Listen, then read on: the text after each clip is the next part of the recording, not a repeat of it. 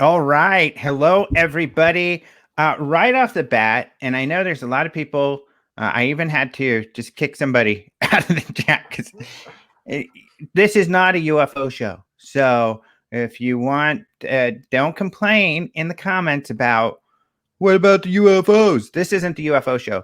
Here's how this show started. Essentially, obviously, I'm kind of goofball on my podcast, but now that I do this Rojas report, I'm very serious, with my interviews like I've done. And so I wanted to bring on my buddy Doug because he often is talking about esoteric kind of topics and reading that sort of stuff. And we have a lot of fun talking. And I know a lot of our audience, my audience, loves kind of this fun, jovial type of talk. And so that's what this show's for. It might not be for you. If it's not for you, hit the road. I don't want to hear about it. Go get abducted. Yeah. Speaking of which, happy World UFO Day, Doug. If you didn't say it, I would have. Yes, back at you. Why aren't you wearing a UFO t-shirt? Well, I got like a robot thing happening. See, there's a correlation between UFOs, robots, and shaving. Have you ever seen an alien with a beard? You're welcome. Good point. And that's in your logo. A clean-shaven alien is in your logo. Yeah. Bob. And that could be an alien robot. Who knows? And, and chances are aliens are robots. If you really want to get down to the, we've heard that. They're aliens. Yeah, I guess you could say that. Yeah. So, Doug and I will talk about, different topics. This week, Doug says he's reading something about propaganda. We'll see what he's talking about. And we will see if we can do this without getting in trouble because I don't know. I typically on these things try to avoid discussing politics. So we'll see if we can get away with that. But before we do, I guess, and by the way, I'm not wearing a UFO shirt either. I've got UFO stuff here, so maybe I'll highlight some of my UFO stuff. Oh, look, I have a NASA hat. I can wear my NASA hat again. Yeah, I have actually, you want to talk about NASA? I got a little test shot glass. One of our customers is part of the test program. Oh, cool. That's really cool. Yeah, we'll talk about that. But actually, to start off, what have you been up to this week? This week, I've been, we have a big release tomorrow of a classic scent that we used to do, but it had kind of a cult following. We're bringing it back. It's called Garden of Bali. It's a really awesome summer scent. And, and it's based on the underwater gardens of Bali, where they have all these statues. And it looks like a lost city environment almost. It's actually not ancient at all. And it's, provided for scuba divers to geek out too, but it has that feel to it. And I thought it'd be a great backdrop for this scent story we're kind of telling with this release. So it's, it's mysterious still, manufactured, which is perfect for propaganda. Propaganda. Cool. Yeah. I've been doing, I wish I had a UFO hat around here. I'll look for something, but I've been doing, of course, busy with live streams. I just got done. Oh, this was a fun one. I just got done interviewing the writer and director of the Blair Witch Project. We did a live stream for Den of Geek. His name is Dan Myrick. He has a new movie coming out that's really out in drive-ins right now, and it'll be in VOD soon. But it's on abductions. It's called Skyman. So it's kind of the Blair Witch, but this time aliens. And he says this one's not as scary, that he took kind of more about the character and what it's like to be abducted. So, and then I have my friend develop the character as opposed to chasing nothing. Yeah. Right, exactly. So my friend Yvonne Smith, who's an abduction researcher, was on that, and Debbie Cobble Jordan, who was the subject of Intruders, the first book, or not the first book, but one of the first books on this topic and one of the first movies on the topic. So then I interviewed John Alexander, retired colonel, about the Senate and all of this stuff. A lot of people talking about these Wilson documents that allege, this admiral talked about UFOs and stuff. Colonel John Alexander is referenced in that document. So we talked about that. He's saying it's all bunk. Essentially, he said he wasn't there. It wasn't in Vegas. Was it Vegas where he was supposed, or Nevada? Where was he supposed to be? Yeah, Vegas. Yeah, was he's like, I supposed to wasn't be in there then. Vegas. Yeah. Yeah, and John Alexander lives there. He's part of the group that allegedly brought Admiral Wilson in. Wilson says I was never at that time. Alexander says I never brought him in. Right. We never brought him in, so that didn't happen. And the other things referencing me didn't happen. And then I also interviewed Brian Bender, who was essentially the first mainstream journalist. He worked for Politico to cover. Well, he was one of the first to cover the Pentagon UFO project, but he also was the first to release this news about the Senate asking for a UFO report. Have you even heard about this? So the Senate Intelligence Committee is asking all of the agencies to provide information, what they know about UFOs, and essentially asking the Director of National Intelligence and even specifying the Office of Naval Intelligence to coordinate UAP research and information. The Senate, That's for goodness sake. interesting. Now, Brian Bender got this information from Danny Silva. So kudos to Danny Silva and Stephen McQueen, who were guys who found this stuff and posted it on Twitter. Brian saw that, got the story, and now it's a big story. It's World UFO Day story. Fitting. Very fitting for today. Speaking of fitting, your hat. So someone says, I have safari hats. Of course, your hat, like you always say, everybody comments about your hat and your beard. I have safari hats from my U.S. postal uniform allowances, says one of the chatters. Allowances. Oh, that's cool. Yeah, the U.S. Postal Service. I mean, they're doing it right. These guys they're there, wind, rain, shine, and so of course they're going to wear the best hat in history. I mean, the British got it right when it comes to a hat. The Cowboys got it wrong. I can't say it enough. Now, mind you, I'm in Arizona, so I can say stuff like that. But yeah, I would never wear a cowboy hat. A pith hat gives you much more mileage, and it's just a better overall hat to begin with. I mean, my head there's a space in between my head and the apparatus inside that's holding my head in place. So it creates this like area for, I guess, evaporative cooling, because what you would traditionally do is soak the hat in water overnight, and the pith would absorb it, and then you wear it the next day, and it evaporates while you're wearing it under the sun. This one isn't a traditional one, though. It's straw mostly, but it does have a sponge type thing right here that you can wet and wear, and so you still get the evaporative cooling effect. So it's a great hat for the desert or for whatever, you know what I mean? So they got it right, and the Postal Service evidently was hip to this, and that's why they made it part of their uniform.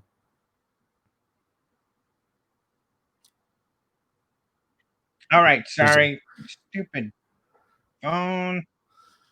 Okay. Oh, yeah, the Blair Witch. Blair Witch didn't impress me. Fix, so entertain people just for a second. Oh, I'm supposed to be entertaining? Hey, you can't see my feet, but I swear I'm tap dancing. But I hope everyone's having a great week so far. It's Thirsty Thursday. It's good to be back. And this week's episode, we are going to jump into looking at a particular book that I've been digging into for the last couple of weeks now. I always have a few books in rotation, but this is a popular one. I did read this years back, and I realized while I was reading another book that references it, I couldn't find it in my collection, so I had to buy it again. But it's a classic, folks. Propaganda. If you haven't heard of it, I mean, well, obviously you've heard of Propaganda, I'm assuming, but Propaganda, the book by Edward Bearnaise, you may not have heard of. And that is almost by design, because Edward Bearnaise is the guy who created public relations, PR. Not only that, he's also the nephew of Sigmund Freud. So, yes, so public relations as well as being the nephew of Sigmund Freud combined is either going to be a really, really good thing or a really, really bad thing. And we've seen the negative connotation that propaganda gets. However, I'm not necessarily convinced it was started to do bad things with. In fact, the Catholic Church is what created the word. But I mean, the amount of sway that this guy has had, even since his death into the next century, due to his processes contained in this book, we are still feeling. And I thought, what could be more relevant in this day and age, and this time, not to get political, because it's bigger than political. Propaganda is everywhere. You know, I mean, especially used commercially.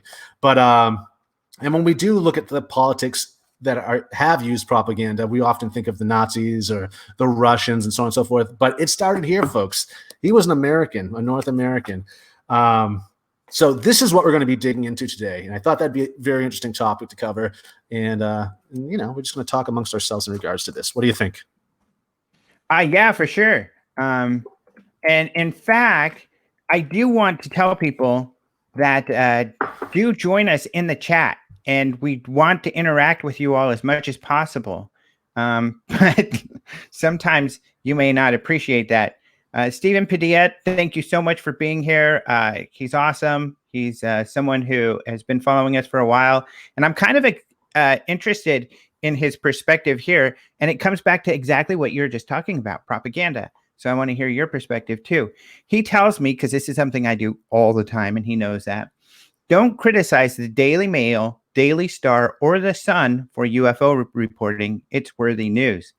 Those are all tabloids, and they cover total BS regarding UFOs, the worst of the worst. I mean, people claiming ridiculous things. I think it's awful because it just really hurts the credibility of the field. And sometimes mainstream media picks up on some of that crap and unfortunately don't do their due diligence and report some of the false or, dubious information in those stories. That's my problem with it.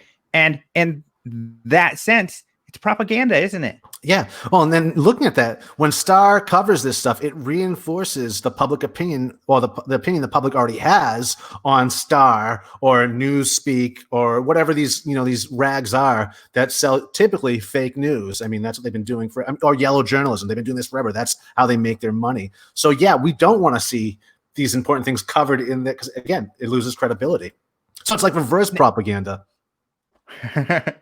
In the book, what is the definition? Kind of what is a working definition he goes for with propaganda?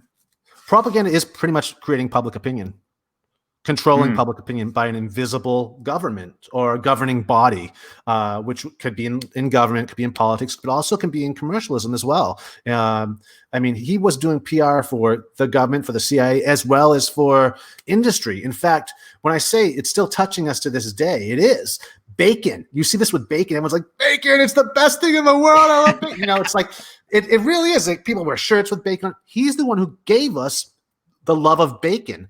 Before 1929, we weren't doing bacon and eggs for breakfast. That wasn't the American breakfast.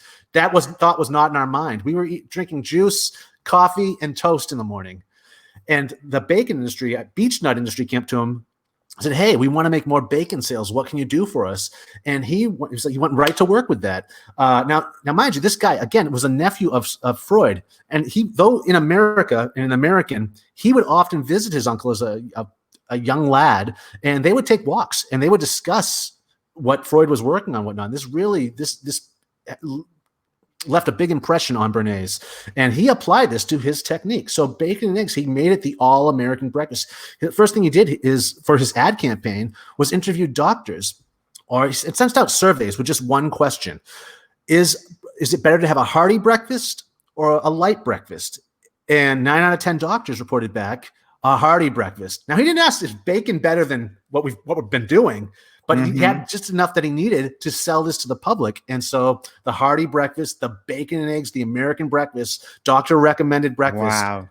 Yes. And so to this day, we still are bacon. I can't get enough bacon. So, I mean, we're still feeling and reeling from this. So there's that. He also convinced women to smoke, that smoking was okay for women. Because back in the day, it wasn't a feminine thing. It wasn't women were not smoking. And what did he do when the tobacco companies came to him? He said, hey, we're going to make this not sexy. We're going to make it powerful for women. Torches of freedom is what he used in the ad campaign. And during the Easter Day parade of, I think it was 1929, he had not women marching in the parade, but actually socialites that he had with him. They had hidden packs of cigarettes on them, and during a certain point of the parade, he had them whip them out and start smoking in front of the photographers there that were covering this, knowing that this was going to get a lot of play in the newspapers and whatnot. In fact, he called up the newspapers and said, the next day, and said, I saw a lot of women there smoking, and this helped boost his campaign. Suddenly, the next day, women are going out and buying cigarettes because half the population wasn't smoking at the time. Now they were. So, I mean, there's that. I mean, there's so many different things he's put into play here and made popular using his propaganda or his technique of propaganda. That's that far so back. interesting. Yeah. I love that sort of thing too, because that was part of my major. My major was industrial and organizational psychology, which had a lot to do. So it was all business psychology. So it had a lot to do with managing people, which of course has to do with their thoughts and how to, in this sense, manipulate people in a positive way, help them be happy with what they're doing. Of course, some of that is the opposite, because one school of thought is you rule them through intimidation and fear. And there's a lot of businesses that Fear. Yeah. Fear can take sell that route. a lot of stuff. Well, he Fear used is a fear as big well. one. It's just a fine line between the two. In fact, most media studies, I remember having this in school, or it was required reading, but I'm sure media studies are still requiring it, and communications. But it's big. I mean, politically, he used it in defense of the United Fruit Corporation in Guatemala.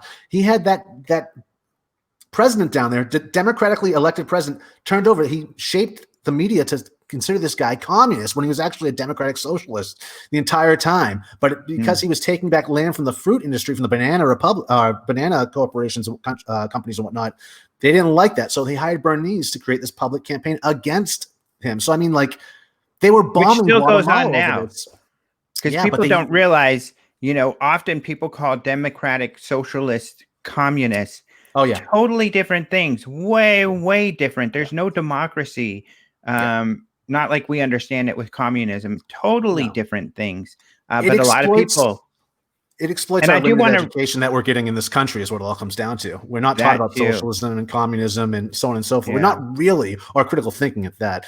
So, yeah, I'm sorry. I cut you off. Go on. What were you saying? I just wanted to share this definition of propaganda, which is from a very reputable place. It's from Google. Information, but it's a good definition. I don't know where they get it. Irony. Information, especially of a biased or misleading nature, used to promote or publicize a particular public cause or point of view. So, I mean, I think you highlight very clearly how it's used a lot in marketing. And it's always something, at least when I was in the corporate world, I fought against. Because marketing, unfortunately, and it's kind of sad to say, but the best marketers are ones who really don't care about the truth or anything. They're just trying to, like you said, when it came to smoking or eating leftover pig meat from the rump of the pig or whatever, trying to sell every part, trying to make people believe something is something they want badly. And there's probably people in the chat right now, you could share that if it's true, salivating just by hearing the word bacon. Yes. Well, that's what it is. This type of advertising, this type of propaganda appeals to the deep drives within you. It's not selling you the topical information. It's appealing to these emotions inside of you. Sitting down for dinner with your family in the morning, smoking is a sign of power. I mean, like, fear with Guatemala, the communists are in our backyard now. It's, creating this reaction, and it's strong and it's working, and it's still used today. And that's the scary part about it. But you can see it all around you. And I think this book is great because it's a lot like putting on the glasses in They Live. Get a little bit of this inside your head, and then just turn on the TV, and you see it all over the place. I mean, and it can be used for good. However, once you open up that bottle, it's tough to get the genie back inside. And we all know the road to the road to heaven has been paved. The road to hell is paved by good intention. So, despite some of the defense, I hear these apologists for Bearnaise these days. It's like, now he knew what he was doing. He wasn't like he was trying to, Yeah. He may have had good info. Some of the stuff I do. I mean, like, looking around, like, he's saying to maintain, capitalism or whatnot, or society as we know it, these invisible structures or governments need to be there because people are unruly or they're ignorant and so on and so forth. So I see some of how he's justifying that, because people are, as humans, we are like that. We are unruly. To get everyone to do something at the same time or in the same place is difficult to do. Everyone, well, I'm not going to do that or whatnot. There's contrarians out there, which also has a lot to do, I think, with our education system too. I mean, if we're clearly taught how to think for ourselves, then you really don't need to worry about us. But if they're going to dumb you down, then they need to invisibly control you, it seems. I mean, yeah, here's an example that I learned because we got into a lot of advertising and stuff and how to the types of behaviors or the types of things that manipulate behavior or change behavior. And one of the examples is like a lot of nonprofits fall into this problem where they're talking about so many people are doing this bad thing. And for instance, one of the famous, early videos was this Native American going and, seeing this beautiful field full of trash, and he cries. Right. And, that was a big thing. But it was, even though it was kind of culturally a significant video, it didn't change behaviors. And here's why. You don't talk about, and this is where the corporations get it right. You don't tell people the bad thing that everybody's doing. You tell them everybody's doing what you want them to be doing. And I use that all the time. So instead of saying, a lot of people are looking at the hoaxes and the fake information on UFOs, come to Open Minds and look at the good stuff. No, it's better to say tons of people are interested in credible UFO news. That's why you got to come to Open Minds. You want to show, like there was a study done where, for instance, around this, they had someone in a vacant lot and they had a couple trash cans. They would have someone wait until people walked by, and then they would throw trash on the ground and see what behavior would happen with the people walking by. And then the second time they would have people walking by, and they would have someone watch physically when people would walk by, they would throw it in the trash. And then the third was kind of a control where they wouldn't do anything, just measure what people would do. Well, most people, when they walked by and no one was there, most people, not everyone, would throw trash in the trash can. But when the person was there and threw trash in the trash in front of them, and they saw that behavior, they mocked that. And even more people would throw trash. Mimetic behavior. Yeah. Oh, but when they saw people throwing trash on the ground, then they would throw trash on the ground. Yeah. Yeah. So it's kind of this whole idea. If you want people to throw trash in the trash, do it yourself, and people will follow suit. Lead by example. And that's, like the mask thing we're seeing right now, lead by example. But that goes to the news, the current news, like polls. They're always talking about the polls. Most people are doing this. Most people are doing that. That's propaganda. That's doing exactly what you're talking about. They're trying to convince you that, hey, everyone else is doing this. You should too. Exactly. And you'll see that in commercials. Commercials are always doing, hey, everybody's doing this. All the cool people are doing this. That almost every commercial, that's at the heart of the campaign is these type of people, the type of people you want to be, are doing this behavior just like you did. Women are smoking, so you need to smoke too. Here's a great question that somebody asked, and I think this was kind of an example of that. And if I'm not sure, Jason, this is a great question. He asked, is propaganda false by design? Does it always need to be false? Yeah, no. Even though the definition I read said it was misleading, I don't think that's a modern definition. That's a modern definition of propaganda. Right. And again, because the example I gave holds a lot of negative connotation now. Yeah, because I would say the example I gave is accurate, that a lot of people are looking for credible UFO news. And that's why you come here. That's a more effective statement. And it's also true. And it's also maybe can be defined as propaganda. What do you think? That definition you gave? No, truth.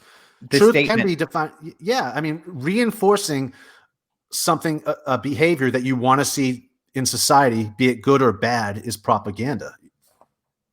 So it can be good or bad. It's oftentimes we only hear about it when it's used for bad.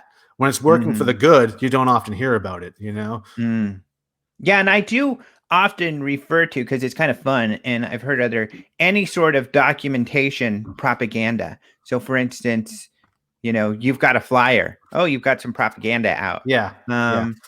And that doesn't necessarily mean it's false, but let's see. Jason says there's like zero littering in Japan for that same reason, because everybody is throwing it in the trash.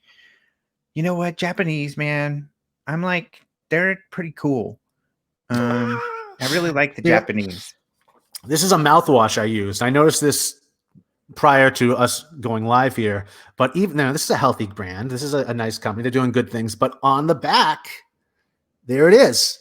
There's the doctor recommended. He's wearing the doctor out, the white coat and whatnot. There's an authority figure. That's propaganda. That's a manipulative device right there.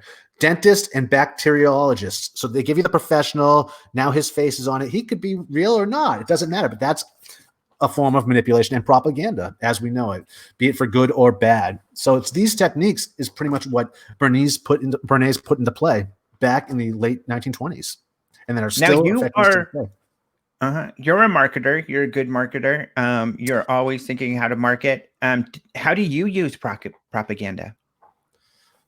I never thought of it like that. Well, for me, Mr. Propagandist, my whole thing with my brand is we're more than just shaving. We're an experience. And because I believe in that, see, that's the thing too, is you were talking about these advertisers that don't necessarily believe in what they're selling. They're just looking at the paycheck, so on and so forth. I think what makes some more successful than others is actually believing in what they're talking about. For me, traditional shaving, I mean, it's a hobby for me. I collect vintage razors. I go to conferences and whatnot. I'm in it. So when I say it's more than just shaving, it's real. I mean, it's true. I mean, you can hear that in my voice when I say this, or see it in my advertising and so on and so forth. Like, and so I think it's an experience. And a lot of times that's what's going on in marketing and advertising. You're not necessarily selling a product. You're selling the experience. You're selling feelings as well too. So I guess I am guilty of it to a certain extent, but I'm also a victim of it to a certain extent too. So I guess the propagandists win. I guess they even convinced me. You mean that. But you also mean that, like Gillette, for instance, because this has been one of my problems with shaving from the get-go. Even before I started buying your products, I would get like the cheapest blade because 2 blades is enough. I don't need 50 blades, a head with 50 blades to shave. It's so overkill and such a waste. And I never understood, why do people want to pay $20 for 2 of these stupid things? 2 of these 50, blade things, when it doesn't work any better than the 2. It's a crossover actually between Gillette and Bearnaise. In fact, Bearnaise might have been part of this campaign. I can't remember now, but Gillette convinced women that they needed to shave back in the day. That's where the women shaving their legs and everything else, and they using shame to get women to shave. So there is a correlation there. But yeah, Gillette, I mean, the double blade. I mean, my problem with the cartridge razors and whatnot is you get 4 of them for like $25. Whereas the double-edged blades that we sell, just one blade, you can get 100 of them for like $9 to $15. And there's no plastic involved. So you don't have to worry about clogging up the landfill with plastic or with the goo in the can and the aerosol cans. You don't use that stuff in traditional shaving. So that's another thing. So that's talking like that. I can convince someone, say, hey, this is better for your face. It's better for your wallet, and it's better for the planet. These are all good things. We all agree on that. Well, a lot of us agree on that. But one could look at that as marketing or propaganda or using buzz terminology and whatnot, which it is. So again, it can be used for good and it can be used for bad. I don't feel bad saying those things because I believe in those things. But there are some people out there that don't believe in those things, or maybe they do. But what are these things they're talking about? Yeah, Jason has another good point here. The rest of the guys are kind of debating some politics, so I probably won't get into that. But, have at it, people. Just don't make each other mad. Try to be cool. But anyway, Jason says, what's that? Life's too short. And that's, the fact that everyone's talking about this in every form of media right now across the board, that's propaganda, people. They're toying with us emotionally. That's how they control us. And that's how they turn us against each other. It's divide and conquer at its finest. When you own both horses, you always win. Like, that's the oldest trick. Conspiracy stuff. We'll get into that. But Jason says confirmation bias plays into propaganda. And of course, my industry is UFOs. Yours is shaving. And it definitely plays into this. I will tell you, people, there are people out there, the charlatans, who that's exactly what they do, is they speak to confirmation bias. What they do is they go out there, they're really good at getting a pulse on what people are talking about and the top topics that they're talking about. So then they just, invent this, it just so happened I know exactly, and I'm right in the middle of this topic that you all want to talk about. Consciousness. Oh yes, I meditated and I got this connection with aliens. And I'm not Or saying everybody revelation. does that, but there are a lot of charlatans who are really good, and they get super popular because they write books and they start lecturing. They have And shows they on speak to Gaia. that. Right. Gaia is full of it. In more ways than one. But Wilcox. yeah, unfortunately, and I use confirmation bias, I guess, a bit because I want to know my audience, but my audience is looking for credible information, and my message is there is credible information, because that to some is it, or more recently, luckily we're winning. But when I started doing this, most people were like, no, there's no credible UFO information. And my battle was, you're wrong. There is credible UFO information. Yeah. Now everybody knows there's credible information. And now they're realizing how right I was, that I was a genius before my time. and your name should be praised through the ages to come. I agree. When they take 100%. Down those Confederate statues, they should put statues of me up there. Yeah, I'll help them. We'll do it in the night, though. But I mean, confirmation bias is, the world we live in right now it's the perfect conditions for confirmation bias, with all these special interest groups, which started in the 90s with the different forums and groups, whatnot. But now you can have a group on anything. So if you were just, one person in a small town with this belief, now you can attach to all these other people around the world with that same small belief about this obscure, ridiculous thing. You can find the others. And thanks to viral the viral capabilities of the internet, suddenly it's everywhere. These like minority ideas and concepts, which is good, but it's also scary too, depending on what it is, right? Yeah, that's what my fear was. It used to be with ufology that a lot of kind of these more fringe topics were cute. Oh, look at what these interesting ideas, such as, but some of them are dangerous, and especially in their growth. And here's an example. When it comes to, and some of you may disagree, but so be it. I mean, we're going to get into lots of stuff you and I will disagree about, but a lot of the whole Nazi UFO stuff was a neo-Nazi propaganda effort. These neo-Nazis coming out and trying to purport that, the Nazis were so ahead of their time, that they were dealing with aliens and they had alien technology. And that's the root of this stuff. And, it used to be kind of, oh, look at that's funny that these guys think that sort of thing. But then those beliefs and interests grow and grow and grow. And you have then these niches that have these large populations, and they're kind of like powder kegs. And then when someone taps into that, some entrepreneurial, someone who's really good at propaganda and sees, hey, these guys need a leader. These guys need someone to be, standing on the pulpit praising exactly their beliefs. And so then you do have these confirmation bias propagandists who come in and then blow that whole thing up. And that's one topic, but there are other topics as well. And that's where it gets kind of scary, is that then that confirmation belief really solidifies some of these claims that are more dubious. Oh, yeah, completely. I mean, what we've talked about in the past is, as human beings, we're just not there yet. We're not as sophisticated as we think we are. We are so susceptible to these things, these underlying currents in our culture and society, whatnot, these forms of control. Like, we think we're so sophisticated. We think we're thinking for ourselves. But at the end of the day, where are these thoughts coming from? Who are they coming from? Are we being controlled by the government now? Are we being controlled by the grave with older concepts through religion, older politics, ideologies? Do we even understand these things? But somehow they still motivate us. We're not done mentally evolving, or our species. Maybe this is it for our species, but we're just not as sophisticated as we think we are. We need to remember that, not be so arrogant when we talk about these things or laugh at these things. Like, there is a huge truth to this that we often overlook. And we're human beings. Yeah.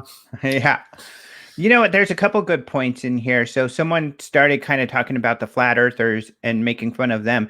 And, that's an example of where I think there are a lot of people who genuinely believe it, but it is an area where it's like one of those niches that are ripe for a confirmation kind of propagandist. But then, someone countered, Dastra Recordings countered, and he says, researchers should be allowed to make mistakes. And that's a great point too, because sometimes there is a difference between purposely misleading people and not misleading people. For me, I question all of my beliefs. I question everybody's beliefs. Yeah. But because, as a journalist, you have to write and substantiate everything thoroughly. But at the same time, I fall for tricks too. I get it wrong too. So that's a good point. It's just where the intent comes from, which is often difficult to determine because you don't know the heart of the person that's really talking about it. No, you're right. In this society, we should be encouraged to make mistakes, and we're often not. I mean, even I can think of past when Bush was in office, like stay the course, or look at this guy, he's flip-flopping. There's nothing wrong with flip-flopping. In fact, I respect someone more that will change their mind or realize they're wrong. But we're taught over and over again by these authority figures that, like, you stay the course. You've got to get. And even in science, you should be allowed to make mistakes all the time. And you should, when you're proven wrong, thank you. Though you've been working on this project for 25 years of your life, and suddenly you're proven wrong, it's tough to say, thank you, I was wrong. You know what I mean? Like, you devoted half your life to this. So you see that it's the ego, too, that's getting in the way of all this. But again, it's a cultural thing. And through propaganda, maybe we can convince the education system or society to think more forgiving towards this concept of making mistakes. Yeah, that's a great, because that's an area ripe for propaganda, because that is propaganda. A flip-flopper will know if they get more information and change their mind, that is. Now, for instance, I was not really one for the invasion of Iraq after 9/11, but many people were on both sides of the aisle. And many of them, that's one example, many of them have flip-flopped. But that's due to having more information. I guess I was just more skeptical of the alleged official information that we were getting at the time. Yeah, which was dubious and turned out to be false. And I'm not saying I'm any better than those guys. It's tough decisions. And I don't have all the information that they had either. But that's a great example of where, people get more information. I've flip-flopped on things. I used to, yeah, you should. But you see these pushes in society, like the current one that scares the hell out of me is the push for tech schools. Kids don't go to college anymore. Go to tech school. You'll make money. It's just, it's two different things. College and whatnot, it can also be about knowledge and bettering yourself and intellectual. There's an anti-intellectual thing going on that's scary.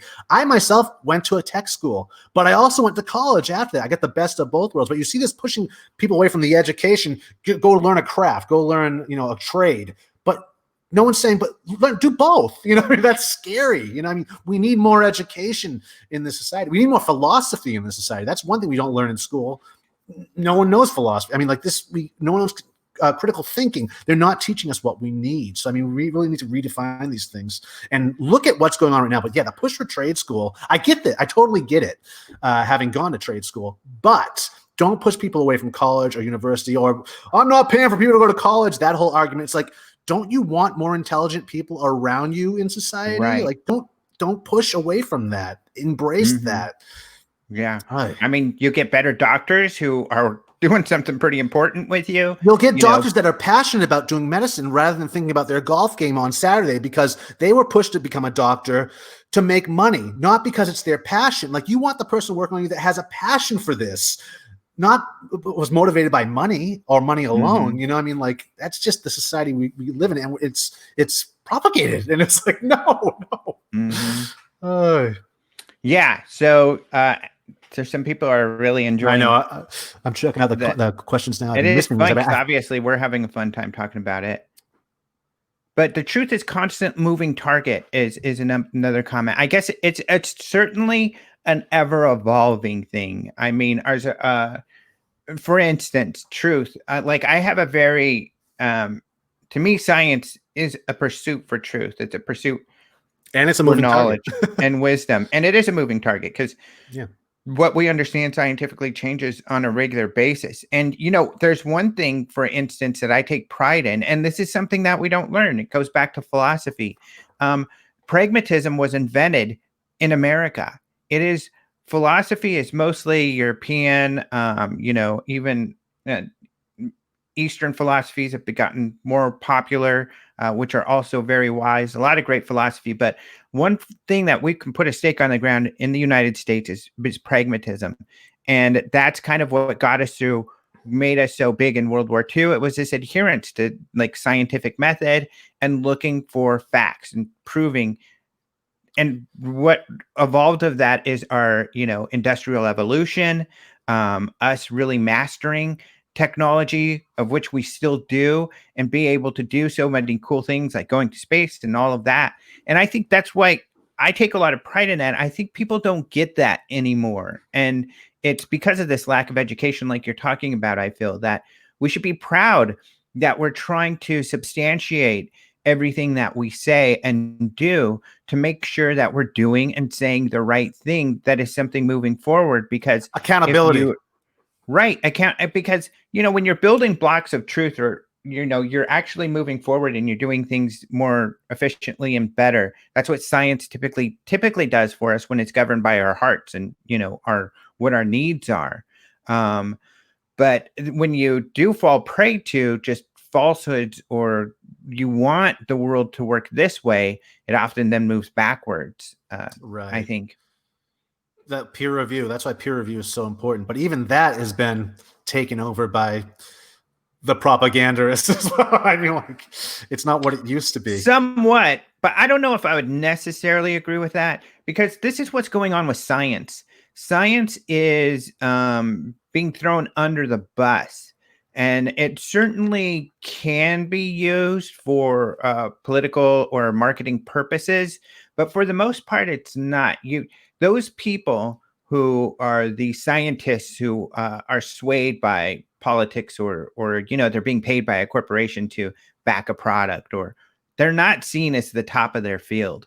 Scientists are still really disciplined. And, when you dig into a particular scientific topic, the guys at the top of the peak that are really making the discoveries are so purely dedicated to their work that, and the group of them, that they're really just focused hardcore on figuring out the answer and figuring out the science. And they don't care about politics or media or anything. And that's part of the problem, because then science doesn't have any marketing. There's nobody marketing science, because, it's not something that's being sold or anything. You would need it's not sexy. It's not sexy. So you would need either the government or a nonprofit that, for the sole purpose of propping up science, to kind of market science. And as a science journalist, as much as I can write about science, that's kind of like my take on science journalism, is that, we've got a duty thrust upon us.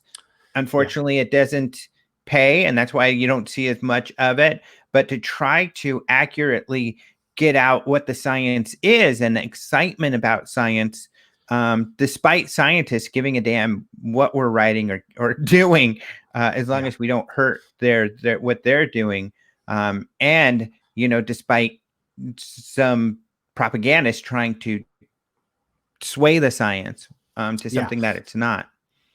Well, they need funding. I mean, like, at the end of the day, they need funding. And so, I mean, this is where we should be putting a large amount of our money into, rather than this huge military budget. I mean, like, it should be going to science. It's only going to better mankind. They only get the funding in that regard when it's tactical, for the military. You see that more often than not, or just different funding from different colleges and universities or corporations. Like, it shouldn't be coming from any of these places. Oh my gosh. We should want to give to science. I mean, when it comes to, we got an angry face. Nope. Where?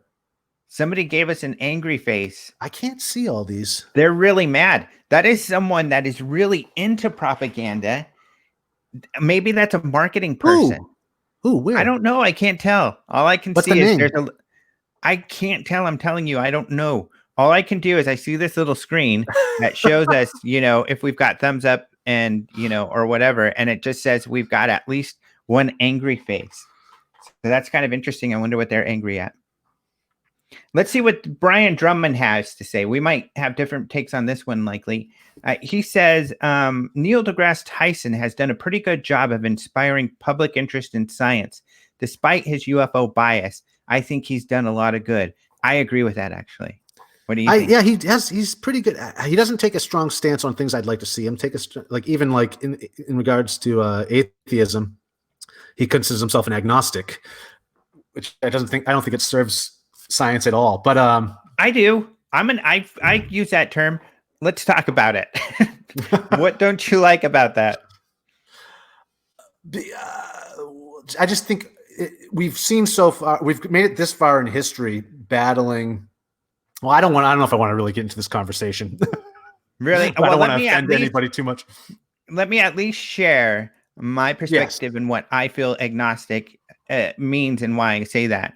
I feel like I say agnostic, and I feel this way actually about the whole UFO phenomena. And technically, it means that I think there's something there. It's just I don't know that we're going to be able to figure it out anytime soon, essentially. You know, you could take that further to say that I don't think we're going to figure this. We can figure it out. You know, if you get real spiritual, we can't figure it out in this form or as a person. I don't know if I'd go that far. Maybe in the vast future, we will be able to figure it out. But it is so beyond us at this point that it would be difficult for us to figure it out. So that's why I would say I'm agnostic. I'm not, I'm spiritual enough to say I don't think there's nothing to all of this. There might be something, but we just don't know. And I'm we're talking still in about the a process of checking. Conscious bearded man in the sky or whatnot. And most people that identify as whatever, any religion out there, they don't believe in other religions. They don't believe in Zeus. They don't believe in Thor. So they're atheists too. We just take it a step farther when we're atheists. Right. So, I mean, that's what I'm saying. I think that's an important thing to identify. I mean, I really see why you don't want to expand on that too. Yeah, that would be difficult really to expand with feelings. Yeah, I really. But let's see some more about. This is kind of, I don't know if this is PC or not, but someone said the Asian scientist dude is better. I know who you're talking about, Michio Kaku, who is better. I love Michio Kaku, and I'd like to hear what you think too, of course. Because he does go into some of these more controversial topics. In fact, he's talked about alien civilizations, how he thinks they are out there. He's speculated on what sort of technologies they may have, and thus, what sort of society they may be. He's also recently said, now videos have come out with the Navy UFOs, and they've been confirmed that it's on the government now to prove that UFOs aren't real, that they're not a thing. So yeah, I love Michio. Michio's great. Yeah, I love Seth Shostak. He's string therapy. Mm-hmm. He was big in string theory. I mean, he pretty much wrote the part 2 to Flatland by Abbott, and in Flatland, Abbott. We'll actually cover this in a future episode, but he covers multidimensional theory, and this is back in the 1920s, and he wasn't even a physicist. He was I could be screwing this up. Pretty sure he was the headmaster of a school, but was trying to explain multidimensional theory to children. And so he wrote this great book on it back then. It's probably about 100 pages in length, but it's brilliant. And Michio pretty much takes that whole concept and then introduces string theory, or 4th, 5th, 6th, 7th, up to 12 different dimensions with the sphere. So he does a continuation. I don't know if this was intentional or not, but that's what I got out of that book years back. But yeah, I've always thought he was pretty brilliant. Whereas Degrassi, I like him, but I think I think there is a celebrity element to him. I think he he does. Someone said arrogant there. I hate to use the word arrogant because I do like him a lot. But there is a celebrity element to him that I get. Yeah. When I met him at you met him? Yeah, I got to interview him at Comic-Con a couple years ago, which of course was a ton of fun, and he was very nice. But I had Karen with me. I essentially made her my camera person, and he was very flirty. But not that I can fault him too much. No, Carl Sagan. Yeah. Because I'm kind of flirty with everybody. I just like talking with people. So I like joking with people, and that comes across flirty, and maybe you can call it that. But if that's the case, I'm like that with practically everybody, at least for a little while, till I want to, but you want to leave. So, but he's, somebody said he's got definitely an arrogance. Yeah, there's no doubt about that, and that can get in the way of science. And I think, talking about SETI, Seth Shostak, I love. He's brilliant. He's hilarious, but that ego, I think, can put on blinders because he loves to talk about UFOs at times and poo-poo the idea.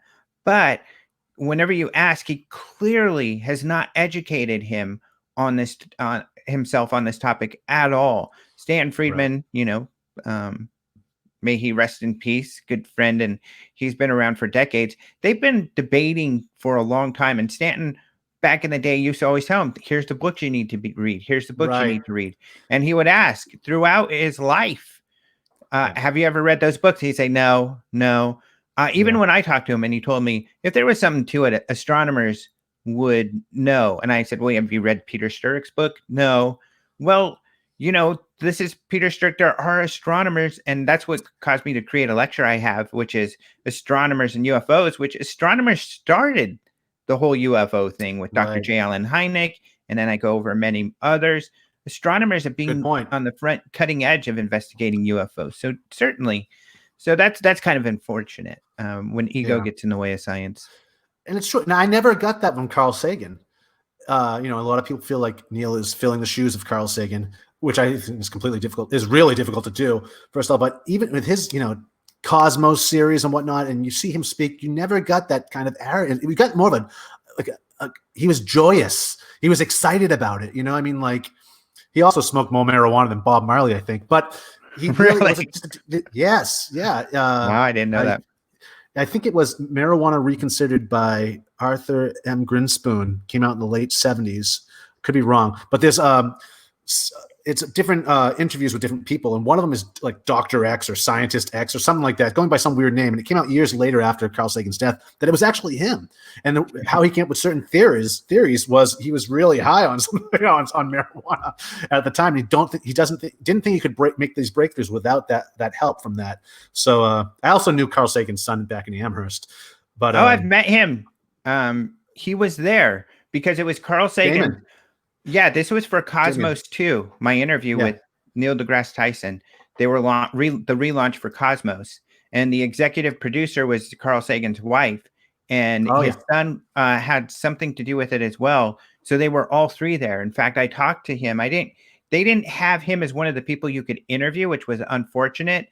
But while I was waiting for my interview with Neil deGrasse Tyson, I also interviewed his mom. I can't remember, or Sagan's wife. Can't remember her name, but I was kind of BSing with her son there. She's really cool. Yeah, they're a cool family, really humble, down to earth, no pun intended. But I mean, I don't get that same vibe. I never got that same vibe, and I think that's important, keeping that ego out of it, keeping that vibe out of it. And again, I have nothing against Neil. I think he's doing a great thing for science. I think he's really talking about sexing it up. I think he is, and I think he says a lot of really great things.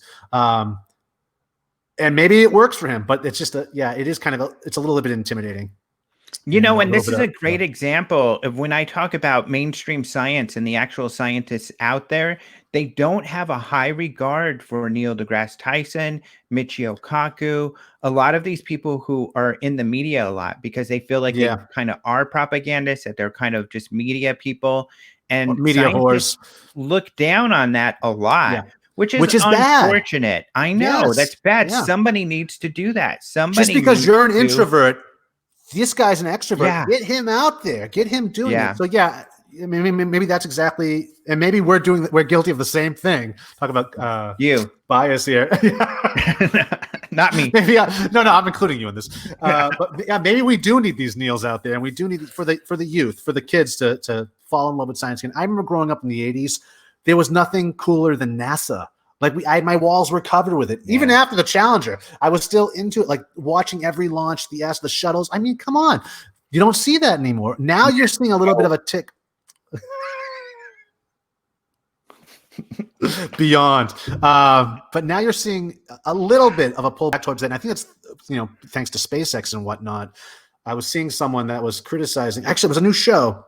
where they were attacking Elon Musk and whatnot, or all these eccentric millionaires that are getting involved in the space program. But they were giving him shit pretty much. And my whole thing is like, why? Who else is going to fund these things? Yeah. I mean, no one's going to want to pay more taxes towards this. We want all this. We don't want the millionaires doing it, but we're not going to take initiative ourselves as mankind to do this. So if they're the only ones doing it, don't shoot them down unless you're going to. Well, the same thing. Yeah.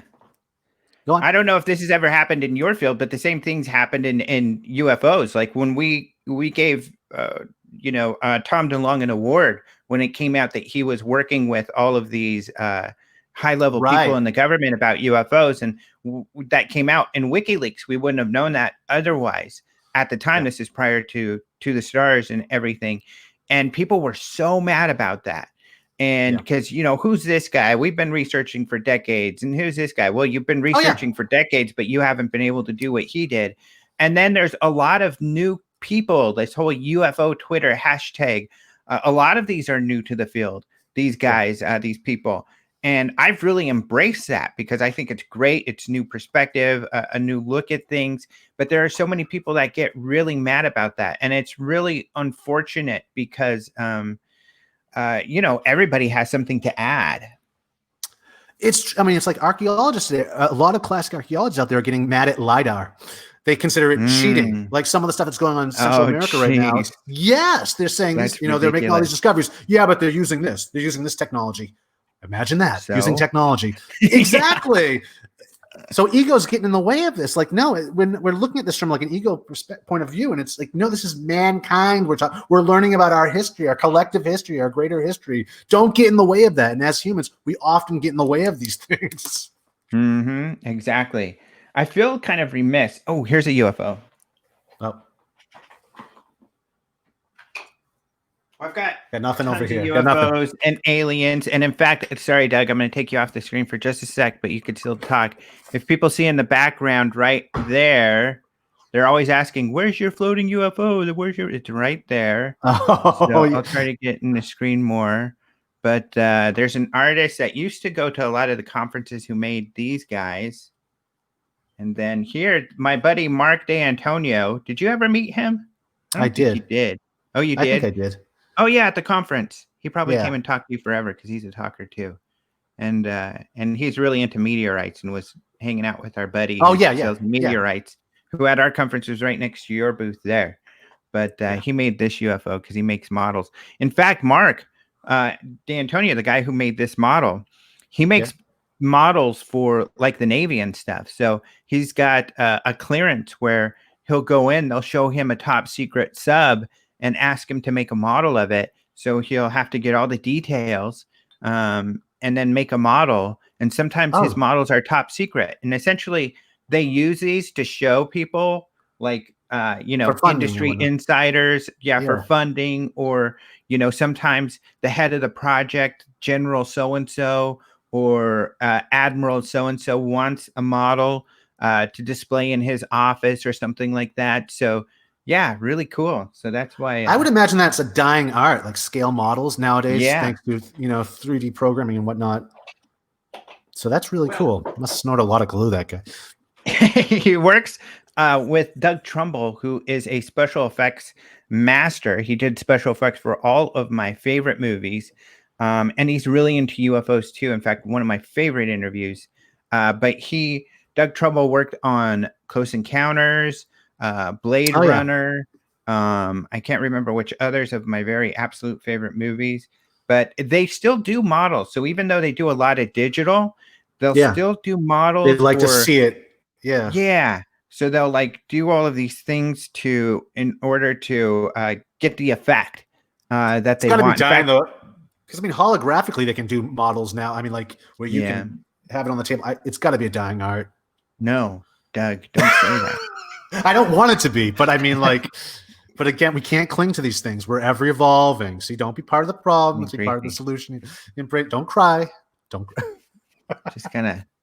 I hear little hairs on your face. This is the type of thing you usually do off camera, which is to get the oil out of your face. So I probably should have done this first, and then there you go. Okay, it's my show. Hey guys, but thank you all for tuning in. this week. I think we're running. Are we running? Yeah, we're pretty much out of time. Yeah. But Yeah. I hope this was people appreciated this more than last week's. Last week was just really just an introduction to what we'd like to do here, which is pretty much shooting the breeze about different interesting topics. And some of it is UFO related. And in fact, at the end of the day, it's all UFO related, but just not really. Yeah. Well, UFOs being my industry, being your interest, it certainly comes up quite a bit. And at least my audience can understand that. Those who are like, what about UFOs? Why don't you talk about UFOs? At least they can, I'm going to be sharing my perspective from what I know, which is UFOs. So I guess I should say bias. Every now and then you need to get outside that UFO bubble into another bubble where there's, and I do think it's all interrelated. I mean, just having conversation, having dialogue with that sprinkled in there, I think is healthy, healthy dialogue. I agree. Well, thank you so much to the audience for joining us. You guys had a lot of great comments and questions. If you want to read the book, and now I do, it was Propaganda. And who's the author again? There it is. Edward Bearnaise. And I'm sure you could get this on Amazon. Yep. Nephew of Sigmund Freud. I mean, it really, once you dig into this, I'm telling you, the time is ripe right now. You see this being used against us all over the place. Like reading this, and it's a quick read too. Reading this is really good. And a lot of the stuff you already know. So this is just going to reinforce what you already know. You guys, I mean, a lot of people out there don't, but I think this crowd is pretty hip. And then, take your They Live glasses, put them on, and you'll start seeing it everywhere you look. Mm-hmm. And you learn how to harness this power for good. For good. Because we're the good guys. We like to think we are anyways. Yeah. But are we? Some of the people who maybe not agreed. But thank you all for the nice comments. We're getting actually a lot of great comments. So we'll be back next week and what Doug's reading next week, and we'll have a lively discussion about it or off on tangents that we feel are more interesting. So more interesting than propaganda. Thanks for tuning in, guys. Thank you so much, and we'll see you again next week. Same bat channel, same bat time, right? Yeah. I was just getting our little ending video ready. Bye, guys. Oh, right on.